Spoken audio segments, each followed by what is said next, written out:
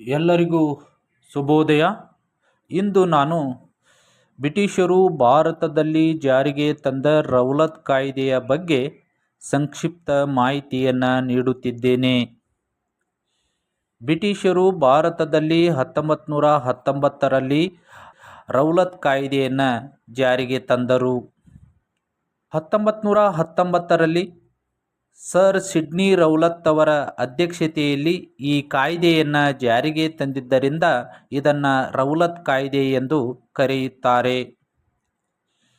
1919ರಲ್ಲಿ ಬ್ರಿಟಿಷರು ಭಾರತದಲ್ಲಿ ರೌಲತ್ ಕಾಯ್ದೆಯನ್ನು ಜಾರಿಗೆ ತರಲು ಮುಖ್ಯ ಉದ್ದೇಶವೇನೆಂದರೆ ಭಾರತೀಯರ ರಾಜಕೀಯ ಚಟುವಟಿಕೆಗಳನ್ನು ನಿಯಂತ್ರಿಸುವುದು ಇದರ ಮುಖ್ಯ ಉದ್ದೇಶವಾಗಿತ್ತು.